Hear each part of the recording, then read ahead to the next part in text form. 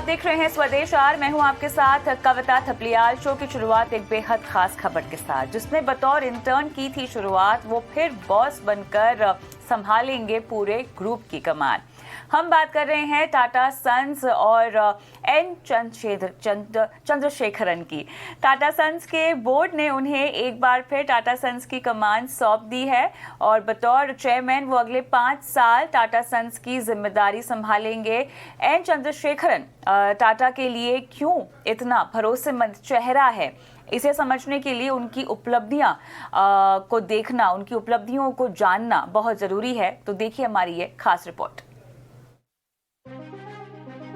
Tata group, जिसका नाम ही काफी है, जो ब्रांड किसी की पहचान का मोहताज नहीं, और इस ब्रांड को इस बुलंदी में पहुंचाने में बड़ा रोल अदा किया है इस चेहरे ने। एन चंद्रशेखरन, अनुभव का दूसरा नाम। एन चंद्रशेखरन काबिलियत का पर्याय, जिनको एक बार फिर टाटा सन्स की कमान मिल गई है। टाटा सन्स के बोर्ड ने एन चंद्रशेखरन पर एक बार फिर भरोसा जताते हुए उन्हें अगले 5 साल के लिए टाटा सन्स का चेयरमैन नियुक्त किया है। एन चंद्रशेखरन ने साल 2017 में टाटा सन्स की कमान तब संभाली थी जब साइरस मिस्त्री विवाद के चलते टाटा सन्स में लीडरशिप संकट खड़ा हो गया था। एन चंद्रशेखरन टाटा के लिए इतना भरोसेमंद चेहरा क्यों है, इसे समझने के लिए उनके करियर के कुछ पन्नों को पलटना जरूरी हो जाता है। अपने बीते कार्यकाल में एन चंद्रशेखरन टाटा सन्स के लिए कई शानदार काम कर चुके हैं। आज से 6 साल पहले 2016 में जब टाटा ग्रुप में साइरस मिस्त्री नाम का संकट खड़ा हो गया, मिस्त्री को अचानक ही कंपनी से बाहर का रास्ता दिखा दिया गया और रतन टाटा और मिस्त्री के बीच का टकराव लोगों के सामने आ गया। तब सभी के सामने ये सवाल खड़ा हो गया कि मिस्त्री के बाद कौन। तब टाटा ग्रुप ने टीसीएस को नई ऊंचाई देने वाले एन चंद्रशेखरन पर भरोसा जताया और 21 फरवरी 2017 को उन्हें टाटा सन्स की कमान सौंप दी गई। ये एन चंद्रशेखरन ही थे जिन्होंने सुप्रीम कोर्ट में साइरस मिस्त्री मामले की लड़ाई लड़ी और टाटा ग्रुप को जीत दिलाई। उनके कार्यकाल में ही सरकारी एयरलाइंस एयर इंडिया की 7 दशक बाद फिर से टाटा ग्रुप में वापसी हुई। एयर इंडिया की बोली जीतना चंद्रा के लिए एक बड़ी उपलब्धि के तौर पर देखा जाता है। एन चंद्रशेखरन को टाटा समूह में 34 साल का अनुभव है। उन्होंने साल 1988 में IIM कलकत्ता से MBA करने के बाद टाटा स्टील में नौकरी शुरू की थी। उनके कार्यकाल के दौरान ग्रुप की कई कंपनियों का शेयर 3 गुना हो चुका है। 5 साल में अगर देखा जाए तो मार्केट कैपिटलाइजेशन में लगभग 14.3 लाख करोड़ का एडिशन हुआ है इनके टेन्योर में। तो ये बहुत इम्पॉर्टेंट जो है निवेशकों के लिए भी इनका जो है योगदान बहुत अच्छा रहा है। इसके अलावा डिजिटल प्लेटफॉर्म में भी फोकस रहा है। उनके सारे बिजनेसेस में जो टेक का पोर्शन जो है एडिशन हुए जा रहा है और आपने सुपर ऐप के बारे में भी सुना होगा। और आखिर में जो है 3S है जिस पे फोकस रहेगा, जिस पे रहेगा सिंप्लीफिकेशन, सिनर्जी और स्केलिंग, इस पे फोकस रहेगा। तो इनकी उपलब्धियां जो है बहुत अच्छी देखी गई है पिछले 5 साल में। हमने आंकड़ों को भी बात की है तो यहाँ पे देखिए कि TCS में लगभग पिछले 5 साल में 9 लाख करोड़ का एडिशन हुआ है और बाकी अन्य जो कंपनीज़ हैं वहाँ पे भी जो एक अच्छी एडिशन देखने मिली है मार्केट कैप की। अगर कंपाउंडेड ग्रोथ रिटर्न्स की बात करें पिछले 5 साल में तो एवरेज देखेंगे तो लगभग 25% से ऊपर सारे टाटा ग्रुप कंपनीज़ के एवरेज की जो है कंपाउंडेड रिटर्न्स देखने मिली है। तो ओवरऑल ये टेन्योर जो है बहुत प्रॉफिटेबल सारे स्टेक होल्डर्स के लिए रहे हैं।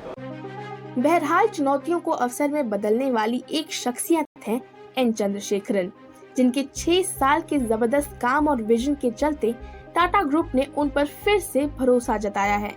6 साल पहले का टाटा ग्रुप आज कई बदलावों से भरा है, जोश से लबरेज है और दुनिया भर के लिए नई उम्मीदें जगा रहा है। उम्मीद है कि इस टर्म में चंद्रशेखरन टाटा ग्रुप की कामयाबी की लकीर को और बढ़ाएंगे। ET नाउ स्वदेश। खबरों में आगे बढ़ते हैं। देश का सबसे बड़ा IPO लेकर आ रही है LIC। जल्द ही DRHP फाइल कर सकती है। IPO को लेकर LIC के बोर्ड की आज बैठक हुई जिसमें IPO के अंतिम रूप पे चर्चा हुई है। LIC के IPO को लेकर और जानकारी के लिए तमाम डिटेल्स देने के लिए जुड़ गए हैं अंकुर मिश्रा। अंकुर बताएं।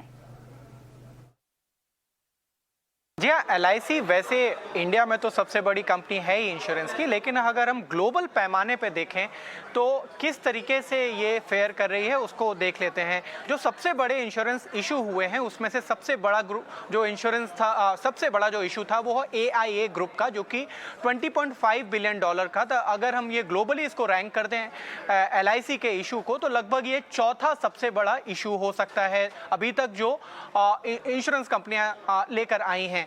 इसके अलावा हम अगर देखें नेक्स्ट स्लाइड में, तो भारत की लिस्टेड इंश्योरेंस कंपनी है उसके कंपैरिजन में कैसे LIC फेयर करती है, तो वहां पे जो मार्केट कैप है वो SBI लाइफ का 1,28,000 करोड़ रुपए के आसपास है, जबकि हमें जो जानकारी मिली है उसके हिसाब से 65,000 से 75,000 करोड़ रुपए तक सरकार डाइवर्स कर सकती है LIC में, तो उसके हिसाब से यहाँ पे वो रैंक करेगा। अगली स्लाइड में हम ये भी देखते हैं कि LIC के कुछ दिलचस्प पहलू क्या हैं।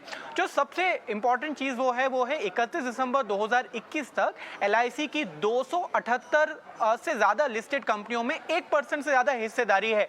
और हम आपको बता दें जो सबसे बड़ी हिस्सेदारी है वो तो IDBI बैंक में है, लेकिन अगर हम वैल्यू की बात करें तो सबसे ज्यादा हिस्सेदारी रिलायंस में LIC की है। शेयर बाजार में अब तक की सबसे ज्यादा 9.53 लाख करोड़ रुपए की होल्डिंग है LIC में, तो एक बड़ा प्लेयर है LIC, जिसकी खरीदारी या बिकवाली से काफी फर्क पड़ता है मार्केट में। हम अगले दिलचस्प पहलुओं में ये भी देखेंगे कि जो इस बार का कंपनी की होल्डिंग रही है, हमने आपको जैसे बताया IDBI बैंक में 49% के आसपास, LIC हाउसिंग में जो कि इसकी सब्सिडरी है वो 45% के आसपास, ITC में 16% है, हिंदुस्तान कॉपर में 14% है, NMDC में 14% से ज्यादा की होल्डिंग है, और ये 31 दिसंबर 2021 तक है। इसके अलावा MTNL में अगर आप देखें तो 13% की होल्डिंग है, L&T में भी 12% की होल्डिंग है, इसी तरह oil India, HAL, Castrol India, तीनों में 11% से अधिक की होल्डिंग है LIC की, तो एक बड़ा प्लेयर है मार्केट को लेकर भी LIC। ये भारत की सबसे पुरानी कंपनी, सबसे बड़ी और मुनाफे वाली लाइफ इंश्योरेंस कंपनी है। तो इसका जब DRHP आएगा तो काफी इंटरेस्टिंग रहेगा। अगर लाइफ इंश्योरेंस सेक्टर में 6 दशक यानी 59 साल से ज्यादा की मौजूदगी रही है LIC की, साथ ही साथ 7 देशों में Fiji, Britain, Sri Lanka, Nepal, Bahrain, Saudi Arab में भी इसकी मौजूदगी है, तो सिर्फ भारत में नहीं, भारत के बाहर भी इसने पैर पसारा है। साथ ही साथ कंपनी का 31 मार्च 2021 तक अगर हम एसेट अंडर मैनेजमेंट देखें तो 36.7 लाख करोड़ रुपए से ज्यादा था। ये 31 दिसंबर 2021 तक के डिटेल्स हैं, और साथ ही साथ इसकी 2 सब्सिडरी हैं, LIC पेंशन फंड और LIC कार्ड सर्विसेज। साथ ही साथ इसकी सहयोगी कंपनियों की बात करें तो जैसे हमने बताया था IDBI बैंक में 49% हिस्सेदारी है, वो है, LIC हाउसिंग फाइनेंस है, LIC म्यूचुअल फंड है, और इसके अलावा LIC म्यूचुअल फंड AMC भी एक कंपनी है। तो ये सारे दिलचस्प पहलुओं की वजह से LIC इंपॉर्टेंट है। साथ ही साथ केवल LIC के IPO की खातिर 10 से 13 लाख तक डीमैट अकाउंट्स खुले हैं, और बार बार LIC ने अपने पॉलिसी धारकों से रिक्वेस्ट की है कि पैन अपडेट कर लें, साथ ही साथ डीमैट भी खोल लें, ताकि जब पॉलिसी होल्डर्स को डिस्काउंट मिले तो उनको भी फायदा हो सके। इंश्योरेंस की दुनिया में बादशाहत कायम है अभी भी, क्योंकि ग्रॉस रिटर्न प्रीमियम जो LIC का है उसमें मार्केट शेयर 64% से ज्यादा है, न्यू बिजनेस प्रीमियम में 66% से ज्यादा है। इंडिविजुअल पॉलिसीज में अगर देखें तो यहाँ पे भी 75% से के आसपास की हिस्सेदारी है, और साथ ही साथ ग्रुप पॉलिसीज में 81% का मार्केट शेयर है। तो मतलब एक तरफ LIC है और बाकी 20% में बाकी सब। LIC के अगर ग्लोबल पोजीशन की बात करें तो लाइफ इंश्योरेंस प्रीमियम के मामले में दुनिया की 5वीं सबसे बड़ी कंपनी है। अगर हम इसको दूसरे पैरामीटर्स में देखते हैं तो एसेट के मामले में और ग्रॉस रिटर्न प्रीमियम के मामले में दुनिया की 3री बड़ी कंपनी है। मैंने जैसे आपको बताया कि एसेट के मामले में ये 6ठे नंबर की कंपनी है दुनिया में। तो इसकी ग्लोबल पोजीशनिंग भी देखें तो IPO आएगा तो ब्रांड वैल्यू के मामले में दुनिया की 10वीं बड़ी इंश्योरेंस कंपनी का IPO होने वाला है ये।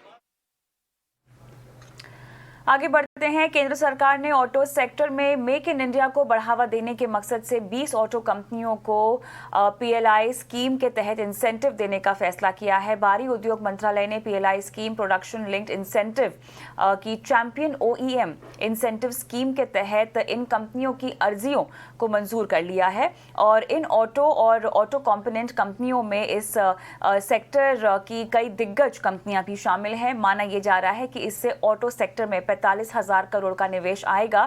क्या है ये पूरी खबर, हमें बता रहे हैं हमारे सहयोगी समीर दीक्षित। जी बिल्कुल, ऑटो सेक्टर में सरकार मेक इन इंडिया मिशन को सफल बनाने के लिए पीएलआई स्कीम लेकर के आई और पीएलआई स्कीम में ही चैंपियन ओईएम इंसेंटिव स्कीम के तहत सरकार ने 20 आवेदकों को मंजूरी दे दी है। ये हैवी इंडस्ट्री मंत्रालय की तरफ से ये जो तमाम एप्लीकेशंस सरकार को मिले हुए थे चैंपियन ओईएम इंसेंटिव स्कीम के लिए, उनमें से 20 आवेदकों को सरकार ने मंजूरी दे दी है और इससे सरकार को उम्मीद है कि ऑटो सेक्टर में और ऑटो कंपोनेंट मैन्युफैक्चरिंग की दिशा में तकरीबन 45,000 करोड़ का निवेश इन 20 एप्लीकेंट्स की तरफ से आता हुआ दिखेगा और आने वाले 5 साल में ऑटो और ऑटो कंपोनेंट्स मैन्युफैक्चरिंग में जबरदस्त सरकार को सफलता मेक इन इंडिया मिशन में मिलेगी। तो 45,000 करोड़ का निवेश सरकार को इसका भरोसा है और जो कई दिग्गज नाम जिनको सरकार ने मंजूरी दी है उसमें टाटा, अशोक लेलैंड, महिंद्रा एंड महिंद्रा, हुंडई, किया मोटर्स, आयशर मोटर्स, ऐसे कई दिग्गज नाम शामिल हैं जिनको अलग अलग कैटेगरी में मंजूरी दी गई है। मसलन 2 व्हीलर कैटेगरी, 3 व्हीलर कैटेगरी जो है, इसके अलावा इलेक्ट्रिक व्हीकल मैन्युफैक्चरिंग के लिए जो तमाम जरूरी कदम है उसके लिए भी सरकार ने इन तमाम एप्लीकेशंस को मंजूरी दी है। तो इसमें अब योजना के तहत ये होगी कि अगले यानी कि 2022 के आगे हर साल जो है वो इंसेंटिव दिया जाएगा और जो इंसेंटिव है वो तकरीबन 18% रहेगा। तो इसके जरिए सरकार को उम्मीद है कि पीएलआई स्कीम में जो एक्सपेंशन है, जो जिस तरीके से उसका दायरा बढ़ाया जा रहा है, उसमें सफलता मिलेगी और साथ ही आने वाले दिनों में make in India mission auto और ऑटो कंपोनेंट मैन्युफैक्चरिंग में जबरदस्त उसको सफलता मिल सकेगी। भारतीय रेलवे के मुसाफिरों के लिए अच्छी खबर है। 14 फरवरी से सभी ट्रेनों के यात्रियों को ट्रेन में बना ताज़ा खाना मिलना शुरू हो जाएगा। कोरोना महामारी के चलते 2 साल पहले आईआरसीटीसी ने सभी ट्रेनों में खाना देना बंद कर दिया था, लेकिन दिसंबर 2021 के बाद धीरे धीरे ये सर्विस राजधानी, शताब्दी और दुरंतो समेत कई ट्रेनों में शुरू कर दी गई थी। और ये खबर क्या है, समझा रहे हैं सहयोगी समीर दीक्षित एक बार फिर से। जी बिल्कुल, यह जरूर रेल यात्रियों के लिए अच्छी खबर है कि वो रेल सफर के दौरान जो रेलवे के पेंट्री कार से जिनको जो गर्मा गर्म खाना आता है उसकी शुरुआत लगभग सभी ट्रेनों में वो हो जाएगी। 14 फरवरी से ये सेवा सभी ट्रेनों में बहाल हो जाएगी।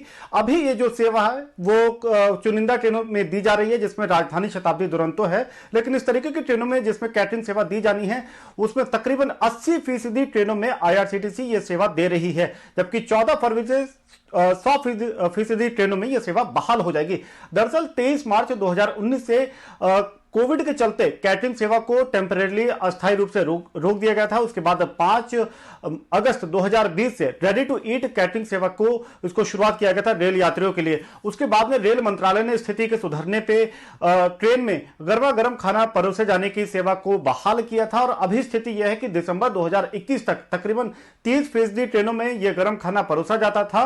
यह आंकड़ा यानी कि ट्रेनों की संख्या में बढ़ोतरी करके जनवरी 2022 में 80% ट्रेनों में गर्मा गर्म खाना यात्रियों को परोसा जाता है। और अब आईआरसीटीसी ने ऐलान किया है कि 14 फरवरी से 100% ट्रेनों में तकरीबन 550 ट्रेनों में, जिसमें राजधानी, शताब्दी, दुरंतो एक्सप्रेस ट्रेन शामिल हैं, उन सभी ट्रेनों में यात्रियों को रेल सफर के दौरान गर्मा गर्म खाना मिलेगा। तो जाहिर है जितनी अच्छी खबर ये रेल यात्रियों के लिए ही है, उतनी ही बेहतर बात ये आईआरसीटीसी के लिए भी है, क्योंकि कैटरिंग से उनकी जो आमदनी होती है, जो फिलहाल कुछ उस पर ब्रेक लगा हुआ था, उसके दरवाजे दोबारा खुल जाएंगे, आईआरसीटीसी को आमदनी भी मिलेगी और रेल मुसाफिरों को उनके सफर के दौरान अच्छा खाना, गर्म खाना मिल सकेगा।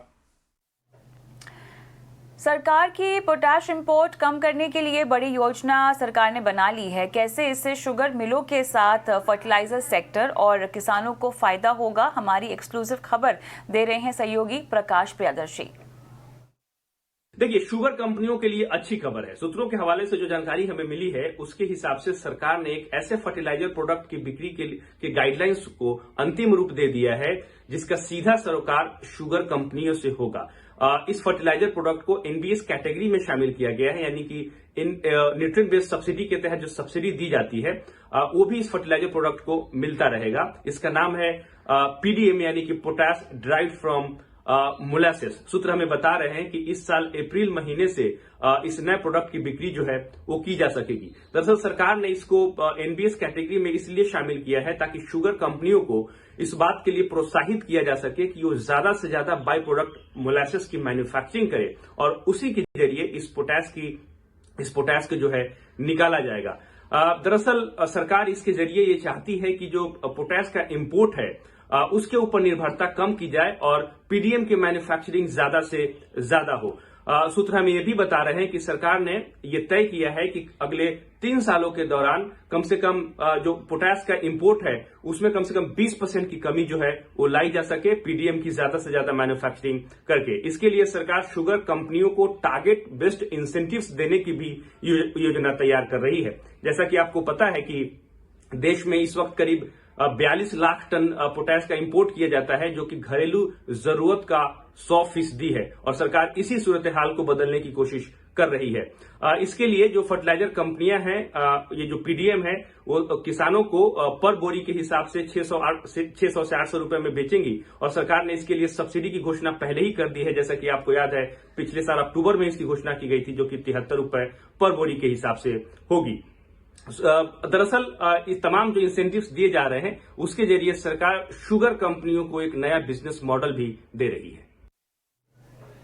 बात करते हैं शेयर बाजार में आज हुए कारोबार की, जहां अमेरिकी बाजारों से कमजोर संकेत से आज घरेलू बाजार में हमने तेज गिरावट देखी। निफ्टी 231 अंक गिरकर 17,375 के स्तर पे बंद हुआ है। सेंसेक्स 773 अंक, तो निफ्टी बैंक की बात करें तो 494 अंक गिरकर बंद हुआ है। आईटी शेयरों में आज हमने सबसे ज्यादा गिरावट का आलम देखा, लेकिन ओवरऑल आज का दिन कारोबार के लिहाज से कैसा रहा, हमारी सहयोगी प्रियंका उपल आनंद बता रही हैं।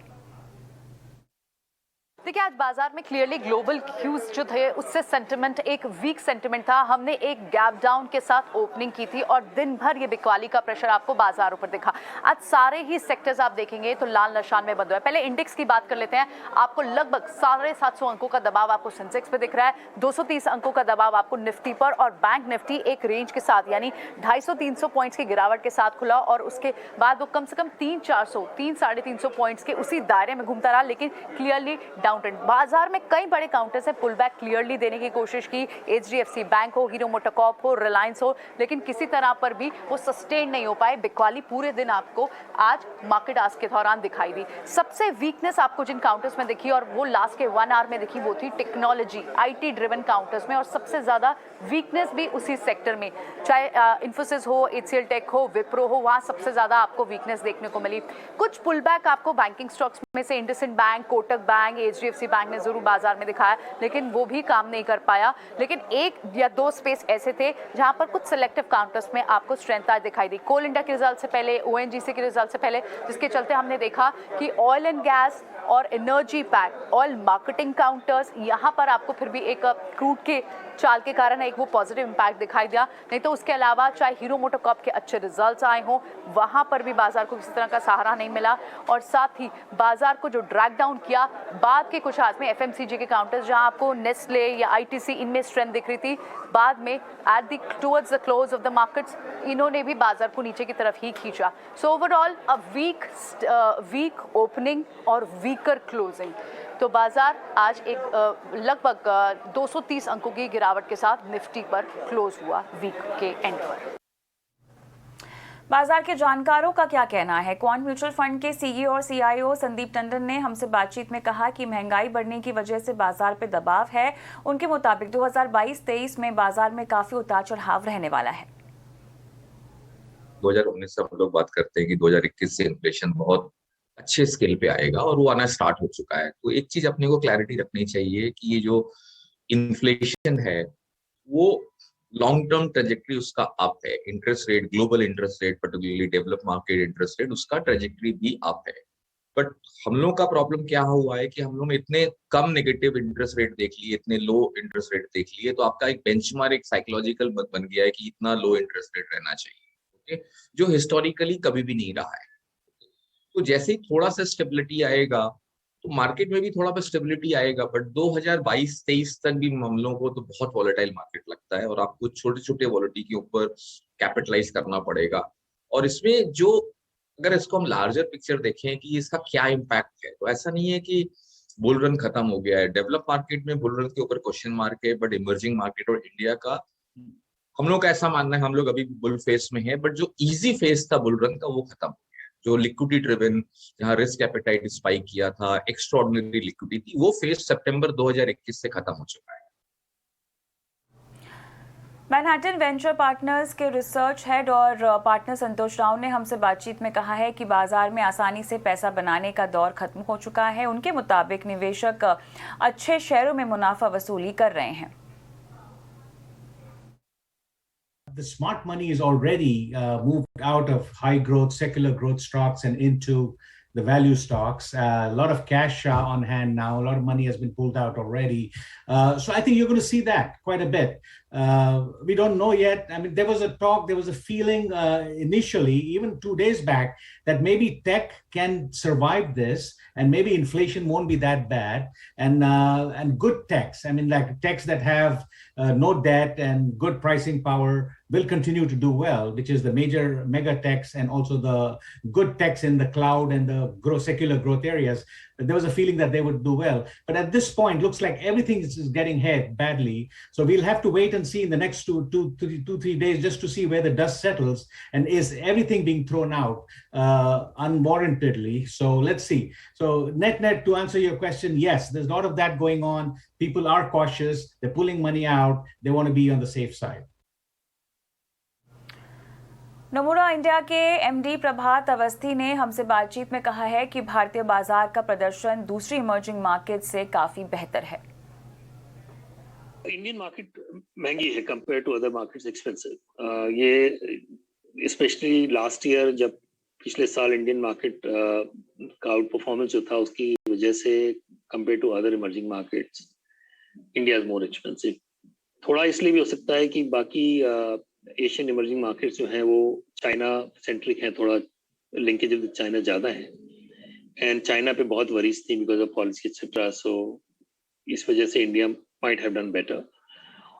और दूसरा, हमारा ग्रोथ भी थोड़ा बेटर था, ग्रोथ में भी पिकअप था comparatively, more bullishness in India therefore. तीसरा ये है कि हमारे जो सेक्टर्स हैं, जो सेक्टर्स ने अच्छा किया है वो एक्चुअली ग्लोबल सेक्टर्स हैं। लाइक टेक्नोलॉजी ने बहुत अच्छा किया है एंड उसका वेटेज बढ़ गया है।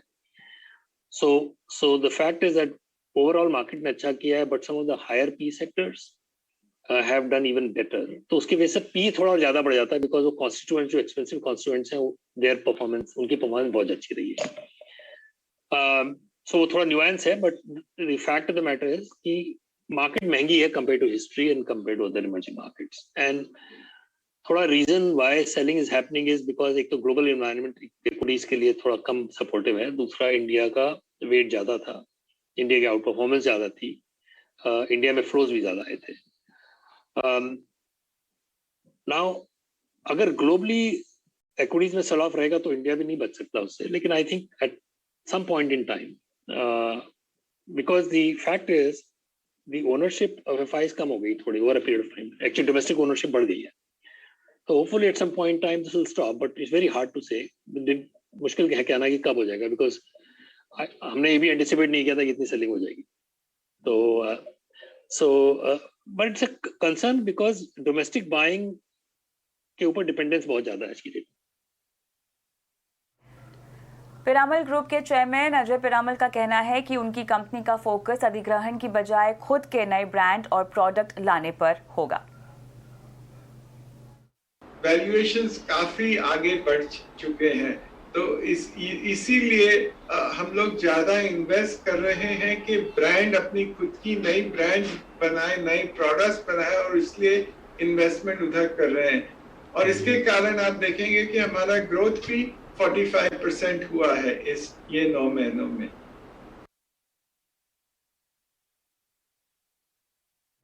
सुंदरम म्यूचुअल फंड के एमडी और सीईओ सुनील सुब्रमण्यम का कहना है कि सरकार के खर्च बढ़ाने से सीमेंट, स्टील और लॉजिस्टिक्स सेक्टर को फायदा होगा।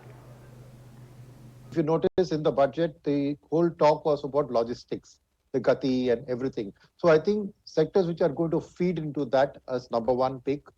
Like second one would be the creation of infrastructure means that cement and steel are the ones going to be in demand. So localized, so it will be a stock pick that we look at, because cement demand is very local and cement pricing is very local. So depending on where the government's infrastructure layout actually is going to roll out, cement companies with plants in those areas are the ones who are going to benefit. So cement has already been a very strong pick for us. It will continue to be in that cycle. The third segment there, which I would look at, is that I would see IT as still a good play. Though the correction will happen today in IT because that's where FIS had stocked up. The fact is that you look at the story behind the story. The story behind the story is that inflation has come much ahead of anticipation. Why is that? It's because demand is much higher than supply. Demand means what? That the US economy's growth is much faster than expected. So if the US economy is going to grow at a much faster rate, then ipso facto, IT companies' order books are going to grow. So again, as I said, right, for me, I'm going to bet on those which are going to get business. बात करते हैं तिमाही नतीजों की। DVS labs ने दिसंबर तिमाही के नतीजे पेश कर दिए हैं। कैसे रहे हैं नतीजे, तमाम डिटेल सहयोगी मानसी दवे दे रही हैं। दमदार नतीजे आते हुए देखने को मिले हैं। आय के फ्रंट पर, मुनाफे के फ्रंट पर काफ़ी पॉजिटिव आंकड़े हैं। सबसे पहले प्रॉफिट का फिगर ही बताना चाहूँगी।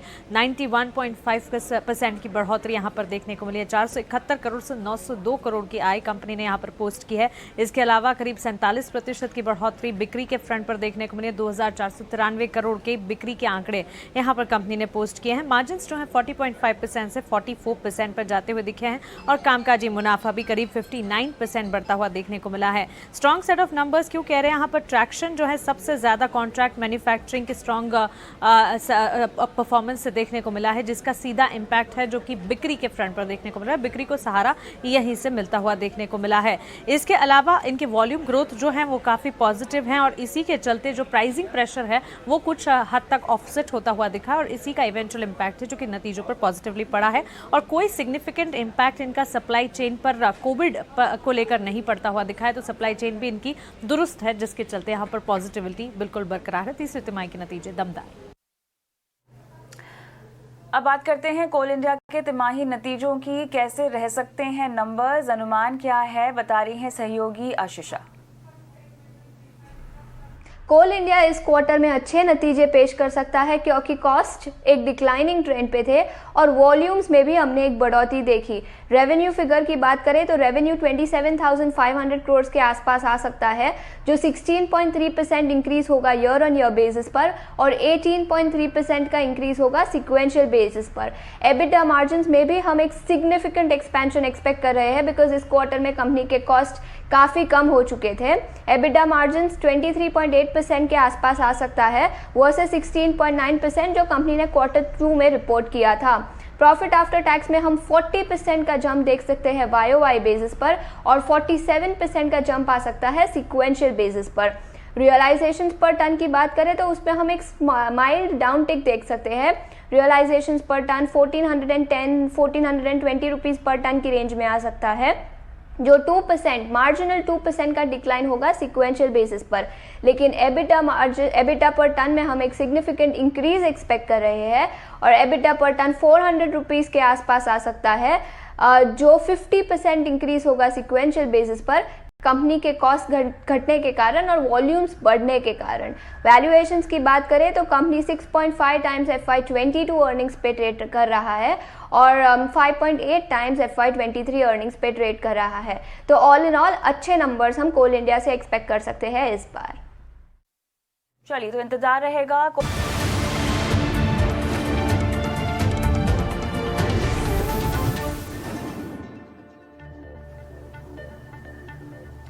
वित्त मंत्री ने क्रिप्टो करेंसी पर राज्यसभा में बड़ा बयान दिया है। वित्त मंत्री ने कहा है कि टैक्स लगाने का मतलब ये नहीं है कि क्रिप्टो करेंसी को कानूनी दर्जा मिल गया है। बजट पर चर्चा के दौरान जवाब देते हुए उन्होंने साफ किया है कि क्रिप्टो को लीगल बनाने, बैन करने या रेगुलेट करने के लिए सरकार ने कोई कदम नहीं उठाया है। वित्त मंत्री ने विनिवेश को लेकर जहां यूपीए सरकार को निशाने पर लिया, वहां ये भी कहा कि इकोनॉमी मंदी की गिरफ्त में नहीं है। India's gross domestic product is projected to grow at 9.2% to 147.5 lakh crore for the current financial year ending March 2022, which will be the highest among all large economies. There's no question of a slowdown or a recession. We have taxed the profit emanating from the transactions. I'm not doing anything to legalize it or ban it or not legalize it or anything at this stage. At this stage, banning or not banning will come subsequently when the consultations give me inputs. But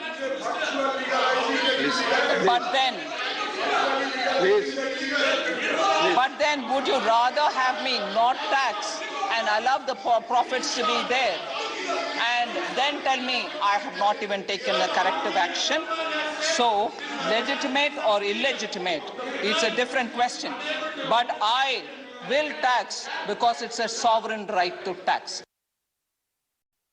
We also wanted to underline the stability and sustainable recovery that we so need now.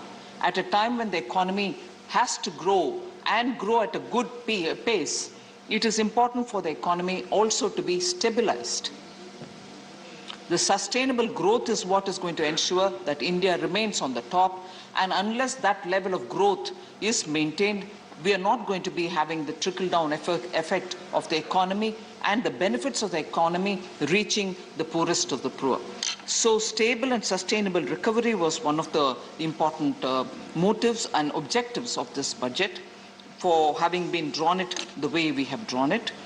Policy prescription for it had already been given in the last budget. Again, the continuity principle guides us even in that, so that disinvestment or privatization or ease of doing business and also adapting technology in all our fields of governance, whether it is digital, getting good access to the remote areas, whether it is digital related to financial inclusion, whether it is digital inclusion for the sake of medical and health facilities. Blockchain technology क्या है, कैसे काम करती है, business से लेकर सरकारी कामकाज में ये कैसे बदलाव ला रही है, इसे लेकर लोगों की दिलचस्पी लगातार बढ़ती जा रही है और इसका सीधा असर इस टेक्नोलॉजी पर कोर्स कराने वाले प्लेटफॉर्म पर दिखाई दे रहा है। इनकी तादाद में जोरदार उछाल आया है। देखिए खुशबू तिवारी की ये खास report. Amazon, Tencent, HSBC, Microsoft जैसी कंपनियों ने ब्लॉकचेन का इस्तेमाल करना शुरू कर दिया है, तो वहीं भारतीय अरबपति मुकेश अंबानी ने भी इस टेक्नोलॉजी पर भरोसा जताया है। टेक्नोलॉजी ही नहीं, फाइनेंस, हेल्थ केयर से लेकर सप्लाई चेन के लिए इसका तेजी से इस्तेमाल हो रहा है। यही वजह है कि भारत में ये टॉप 10 स्किल में शामिल हो चुकी है। गवर्नमेंट ने भी जो रिसेंटली अनाउंसमेंट किए हैं, स्पेसिफिकली जो पुश फॉर ब्लॉकचेन, उसके कारण भी total demand for blockchain skills धीरे धीरे करके इस मार्केट में बढ़ती जा रही है। अपग्रेड में ही जो हम बहुत सारे कोर्सेज ऑफर करते हैं, हमने देखा है कि करीबन 48% इंक्रीज हुई है जो टोटल एनरोलमेंट है ब्लॉकचेन लर्नर्स की, और हमने देखा कि करीबन हमारा जो रेवेन्यू है ब्लॉकचेन प्रोग्राम से वो दुगना हो गया है इन 2021 में कंपेयर टू पिछले सालों से। दिग्गज ऑनलाइन कोर्स कराने वाले प्लेटफॉर्म कोर्सेरा के मुताबिक ब्लॉकचेन की यूज केस क्रिप्टोकरेंसी टेक्नोलॉजी और स्मार्ट कॉन्ट्रैक्ट जैसे कोर्स के लिए डिमांड देखने को मिली है, जिनकी अवधि 4 हफ्ते से लेकर 4 महीनों तक की है। ग्लोबल यूनिवर्सिटीज जैसे Duke University, University of Sydney, University of Michigan और न्यूयॉर्क इंस्टीट्यूट ऑफ फाइनेंस इन कोर्स के लिए सर्टिफिकेशन देते हैं। हमने ऐसा देखा है पिछले साल से इस साल से अगर हम कंपैरिजन करेंगे तो crypto specially on blockchain skills के ऊपर तकरीबन 300% का इंक्रीमेंटेड जॉब्स अवेलेबल है मार्केट में इफ पिछले साल से कंपेयर किए तो। और पगार, इफ आई कंपेयर ऑन पगार के बारे में बात करना है तो तकरीबन 5 लाख से लेके 20 लाख तक आज कैंडिडेट्स को मिलेंगे बेस्ड ऑन देयर एक्सपीरियंस। बड़े संस्थानों में इस स्किल की डिमांड काफी ज्यादा बढ़ी है। कई प्रोफेशनल इस कोर्स को इसलिए चुनते हैं ताकि वे खुद को रीस्किल कर सकें, लगातार इवॉल्व हो रही इस टेक्नोलॉजी से अपने करियर में फायदा उठा सकें।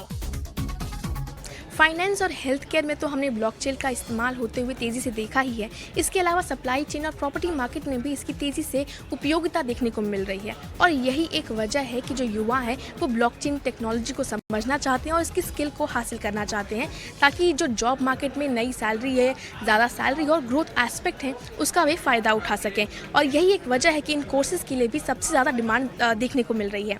खुशबू तिवारी, ET नाउ स्वदेश। पीएम ने समुद्रों को प्रदूषण मुक्त करने की मुहिम पर जोर दिया है। वन ओशन समिट को वर्चुअली संबोधित करते हुए उन्होंने कहा है कि भारत की सभ्यता हमेशा से समुद्र से जुड़ी सभ्यता रही है और आज हमारी सुरक्षा और समृद्धि भी समुद्र से जुड़ी हुई है।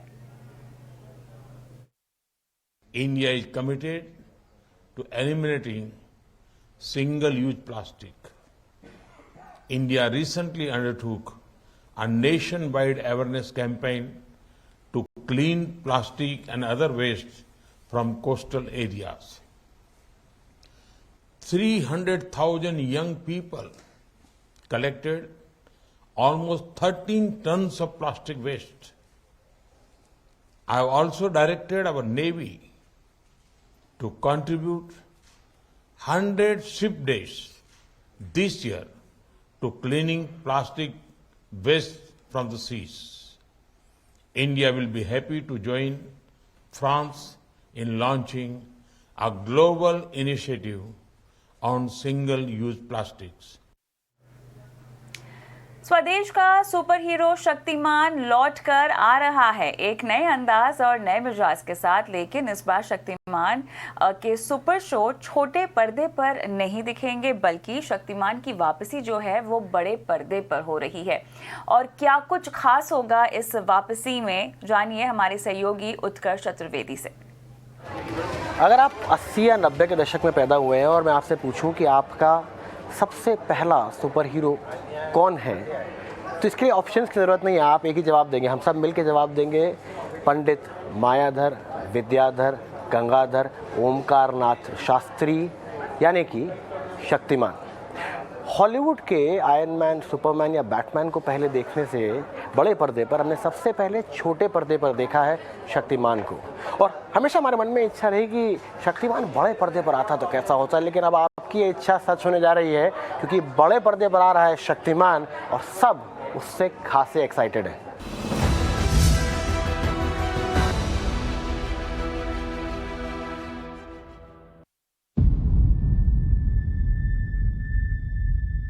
दुनिया भर के दुश्मनों की आने वाली है शामत।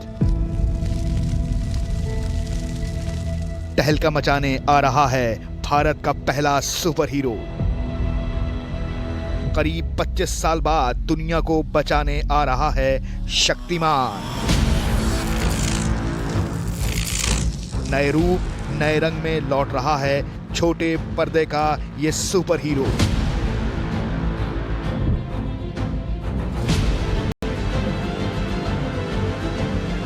नई दमदार शक्तियों के साथ फिर आ रहा है शक्तिमान। शक्तिमान, शक्तिमान, शक्तिमान। अद्भुत अदम्य साहस की फिर से परिभाषा रचने वाली है। फिर से मिटती मानवता की आशा जगने वाली है, क्योंकि फिर से आ रहा है सृष्टि की शक्ति का वरदान, शक्तिमान। अद्भुत अदम्य साहस की परिभाषा है, ये मिटती मानवता की एक आशा है। 90 के दशक में घर घर में पहचान बनाने वाला पहला देसी सुपर हीरो शक्तिमान अब बड़े पर्दे पर धमाल मचाने आ रहा है। सोनी पिक्चर्स इंटरनेशनल प्रोडक्शन ने शक्तिमान का टीजर पेश करते हुए इस बात का ऐलान किया है।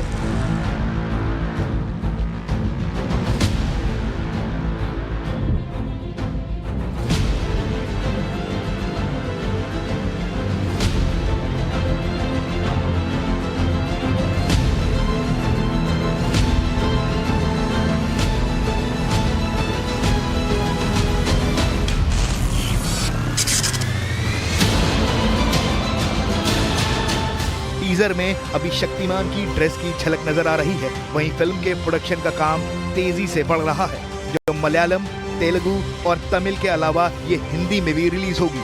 1997 में आए शक्तिमान का किरदार उस वक्त मुकेश खन्ना ने निभाया था, लेकिन अब इस फिल्म का एक्टर कौन होगा, ये सस्पेंस अभी बरकरार है। 90 के दशक में शक्तिमान का किरदार निभाने वाले मुकेश खन्ना आज भी उन लोगों के चहेते हैं जो 90 के दौर में बच्चे थे। उस वक्त के बच्चे आज बड़े हो गए हैं।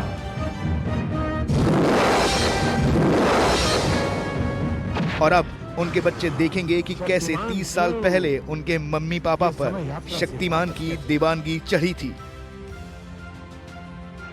और अब उनको भी अपने मम्मी पापा के उस हीरो से मिलने का मौका मिलने वाला है, जिसने साल 1997 से 2005 तक एक से बढ़कर एक दुनिया के दुश्मनों को ढेर किया था।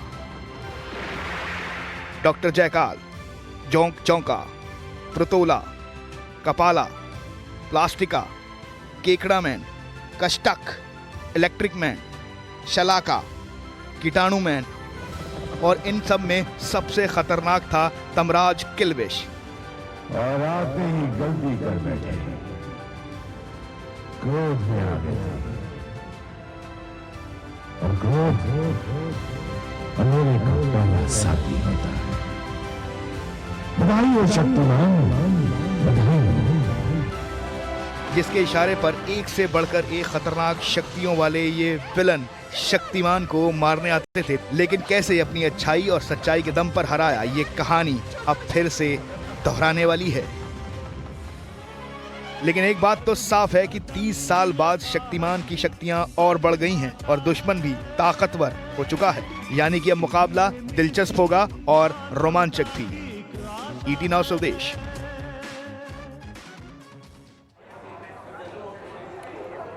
चलिए, उस 90 के दशक के अगर किसी बच्चे की बात करी जाए तो मैं भी अपने आप को उसमें शामिल करता हूँ, और इसीलिए मैं शुरुआत में कह रहता हूँ कि मैं काफ़ी एक्साइटेड हुई देखने के लिए कि शक्तिमान कैसे होंगे। और मेरे साथ की उम्र के कई ऐसे लोग हैं जिनके मन में कई सवाल हैं।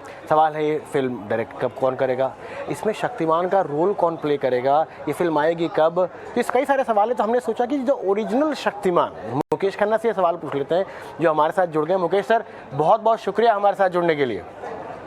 धन्यवाद।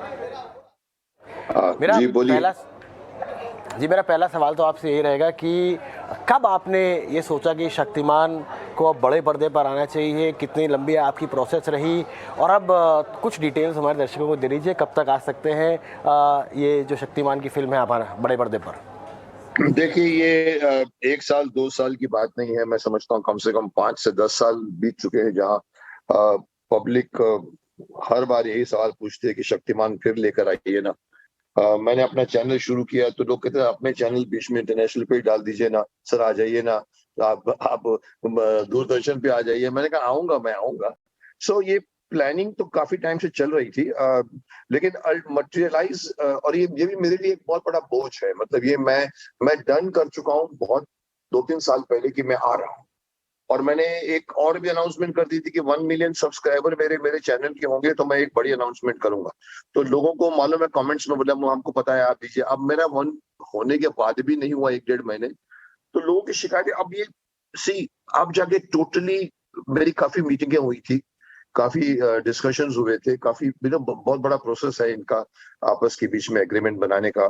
2 साल से चल रहा था हमारा ये, और अल्टीमेटली फाइनलाइज हुआ, और आज वो दिन आ गया है जहां मैंने आकर ओपनली कहा कि जो मैंने वादा किया था, देखिए ये है मेरा अनाउंसमेंट। सो बात आपकी ये है कि आगे क्या होगा, कैसे होगा। जैसे कई चीजें ऐसी हैं जो मैं आपको बता सकता हूँ आज नहीं, और कुछ चीजें हैं जो आपको बता सकता हूँ और कुछ नहीं बता सकता। कौन होगा, क्या होगा, डायरेक्टर कौन होगा, कौन रोल करेंगे, क्या होगा, इतना मैं कह सकता हूँ कि जो कुछ भी होगा बहुत भव्य होगा। हमारी कंपटीशन अगर आप देखें तो हमारी कंपटीशन, मैं ये रावण और कृष्ण को मैं नहीं समझता any challenge for me for a superhero, because Ravan कभी सुपर हीरो नहीं बना और कृष्ण तो बना ही बना है, लेकिन अभी तक बन रहा है। हमारी कंपटीशन एवेंजर्स टाइप ऑफ बड़े बड़े जो हॉलीवुड के सुपर हीरोज हैं, उसके अलावा एक और बड़ी कंपटीशन शक्तिमान खुद है। जैसे कि आपने अभी अपने पर्दे में बताया कि शक्तिमान को इतने सालों तक लोगों ने 7 साल लोगों ने देखा, हमारे लिए कंपटीशन शक्तिमान से और ऊपर जाने की है। सो पर मैं ये कह सकता हूं कि सोल वही रहेगी, आत्मा वही रहेगी, आदर्श वही रहेंगे, सीख वही रहेगी, शक्तिमान रहेगा वही, लेकिन ग्रेंजर बदल जाएगा, एटमॉस्फेयर बदल जाएगा, गैजेट्स बदल जाएंगे। जिस तरह की हम शूट, उस जमाने में तो मुश्किल था हमारे लिए स्पेशल इफेक्ट शूट करना, आज तो बहुत आसान हो गया है। तो होगा बड़े पर्दे पर, बहुत ही बड़े पर्दे पर बड़े लेवल का ही होगा। तो मैं चाहूंगा कि अभी तो सिर्फ पहला पत्ता खोला है हमने, कुछ समय और बीतने दीजिए, हम अपने धीरे धीरे अपने पत्ते खोलेंगे।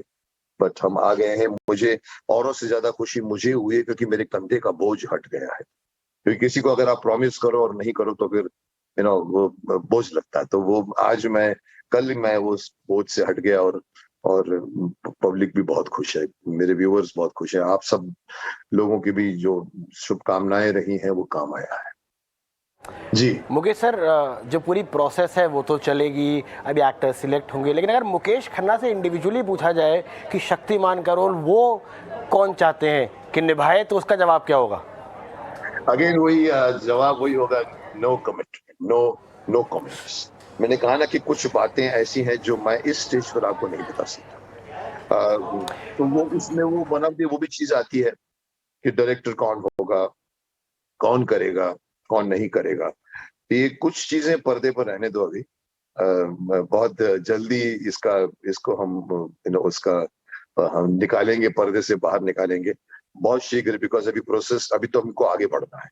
सो I can't answer this question कि मैं क्या करूंगा और मैं क्या कर रहा हूं, या कौन करेगा या कौन नहीं करेगा। जी तो कैसा लगा आप लोगों को ये जो आप लोगों को कैसा लगा ये जो टीजर आया?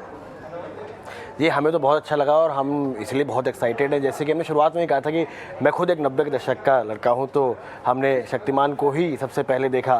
लेकिन जो आप बात कही वो बड़ी इंपॉर्टेंट है कि अब आपका जो कंपटीशन है, जब हमने देखा था तो ना हॉलीवुड की पिक्चरें आया करती थी, ना उस तरीके का विजुअल इफेक्ट्स हम देखते थे, लेकिन अब हमें एक्सपीरियंस है एवेंजर्स का, जो DC कॉमिक्स की जो आती हैं, बैटमैन है, जस्टिस लीग का, तो VFX पे बहुत ज़्यादा इम्पोर्टेंस रहेगा। उसको आप कैसे देखते हैं, कितना खर्चा होने वाला है इस पूरी प्रोसेस में? देखिए कई लोग मुझसे पूछते हैं सर अवेंजर्स आ गए हैं, शक्तिमान की शक्ति बढ़ा दीजिए। मैंने कई बार उनको कहा है, मैंने कहा मेरे भाई, शक्तिमान में जितनी शक्तियां हैं वो किसी सुपर हीरो में, एलियंस में नहीं है। वो खुद के अंदर के पंचभूतों से पावर लेकर बैठा हुआ है, कुंडलिनी जागृत है, वो यूनिवर्स के साथ एक है। तो एक तो ये है कि हमको कोई ये नहीं कह सकता कि हमारे पास शक्ति नंबर 52 नहीं है। शक्तियां ही शक्तियां हमारे पास हैं, तो हमारे लिए कुछ भी दिखाना मुमकिन है। बाकी आप कहो कि स्पेशल इफेक्ट्स हैं, वो उस लेवल के होंगे जिस लेवल पर आप हॉलीवुड के स्पाइडरमैन, सुपरमैन, बैटमैन देखते आए हो, अवेंजर्स देखते आए हो। और ये कोई 100-200 रुपए या लाख, 10 लाख, 25 लाख की, 25 करोड़ की फिल्म नहीं है, ये करोड़ों में बनने वाली फिल्म है। इतना ही मैं कह सकता हूँ बस कि ग्रेंजर बहुत बड़ा है और बनेगी। तो मैंने कहा ना, कंपटीशन, एक्सपेक्टेशन बहुत हाई है, हमको उस एक्सपेक्टेशन को फुलफिल करना है और हम कमिटेड कर चुके हैं कि हम करेंगे। तो और जो जिससे मैं जुड़ा हूँ, आप जानते हैं, वो तो आप देख ही रहे, सोनी, जो सोनी एंटरटेनमेंट है वो भी सोनी इंटरनेशनल है, नॉट इवन। तो वो लेवल जुड़ गया है इससे, क्योंकि उनको तो आप समझ सकते हैं कि प्रोडक्ट कैसा हो। अच्छा, कहानी की अगर बात करी जाए, कितना डिफरेंट होगा शक्तिमान उस समय के? भाई वो उस समय तो टेक्नोलॉजी नहीं थी, आज जब शक्तिमान आएगा 2022 में तो एक अलग दुनिया में आएगा, तो कहानी के तौर पर कितना डिफरेंस होगा शक्तिमान के कैरेक्टर में? और मैं अगले सवाल पे आऊँगा, विद्याधर, गंगाधर, मायाधर, मैं हर बार पूरा नाम भूल जाता हूँ, लेकिन उसमें उस कैरेक्टर में कितना डिफरेंस होगा और इस कैरेक्टर में? तो पहले शक्तिमान के बारे में बात करते हैं, क्योंकि नई दुनिया है, नई दिक्कतें हैं, टेक्नोलॉजी बहुत आगे बढ़ चुकी है अब इस शक्तिमान के लिए।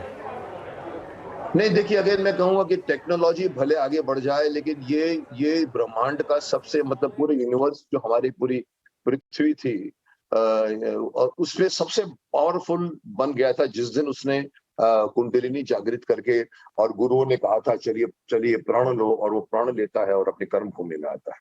वो अगर 97 में था तो 2020 में भले मोबाइल फोन आ गए हों, कंप्यूटर आ गए हों, बड़े बड़े आजकल जो है वो रोबो आ गए हैं, आजकल आर्टिफिशियल इंटेलिजेंस आ गया है, लेकिन ये सारी चीजें शक्तिमान के पास हैं, थी, रहेंगी।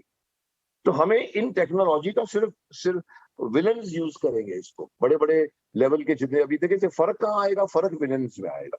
फर्क कहाँ पर आएगा, फर्क सिचुएशंस में आएगा। आज अगर कोरोना है तो उस वक्त कीटाणुमैन था।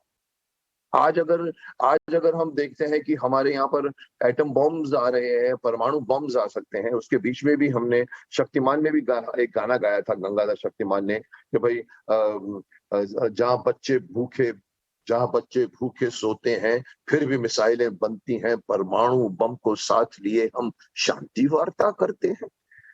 उस वक्त भी ये सब थ्रेट था, आज भी रहेगा, लेकिन आज का टेक्नोलॉजी विलन यूज कर सकता है। शक्तिमान को इन सारे छोटे मोटे गैजेट्स की कोई जरूरत नहीं है। शक्तिमान ने देखा, पूरे शक्तिमान में हमने कभी कोई भी वेपन यूज नहीं किया, बंदूक से किसी को नहीं मारा, गोली नहीं मारी, अगर किसी को पकड़ता तो पकड़ के यूनिवर्स फेंक देता। हम कोशिश करेंगे कि शक्तिमान की आत्मा वही रहेगी। हम शक्तिमान को हम लोग AK-47 लेके हम लड़ता हुआ नहीं दिखाना चाहते और नहीं दिखाएंगे हम। तो शक्तिमान गंगाधर फॉर एग्जाम्पल, अभी आप पूछ रहे हैं, गंगाधर भी रहेगा। गंगाधर का भी जो एक दूसरा रूप है, वो रूप को रखना है। अब कहानी पर काम हो रहा है, मैं डिस्क्लोज नहीं कर सकता कि कहानी कहाँ से शुरू होगी, कहाँ जाएगी, बट ये है कि अभी हमारे लिए हम सब लोग जो है इसी पर बैठे हैं कि किस तरह से, कहाँ से, क्या क्या किया जाए, एक वो बनने जा रहा है। उसमें थोड़ा प्रोसेस लगेगा, बट शक्तिमान की आत्मा वही रहेगी। जो अच्छी बातें सिखाया करता था, मैं चाहता हूं कि मैं कोशिश करूंगा कि इसके अंदर भी शक्तिमान अच्छी बातें बच्चों को भी नहीं, बड़ों को भी बता के जाए। और आज के तो लोगों को तो मार्गदर्शन की उस टाइम से 10 गुना ज्यादा जरूरत है। So this things will remain. जी मुकेश सर, मेरे पास समय की कमी है और मैं हमेशा चाहता था कि मैं शक्तिमान को बोलूं सॉरी शक्तिमान, हमने कई बार बोला है, तो सॉरी शक्तिमान, हमारे पास समय की कमी है यहाँ पर, इसलिए हमें यहीं तक हम बात कर सकते हैं। लेकिन हम आगे भी उम्मीद करेंगे कि आप हमारे से जुड़ें, जब और भी जैसे कि आपने कहा कि ये पत्ते खुलेंगे। ओके, दुआएं करते रहिए, बस आप सभी लोगों का स्नेह चाहिए और मैं चाहता हूँ कि आप लोग पहले से भी ज्यादा एंजॉय करें। चलिए, all the best, thank you.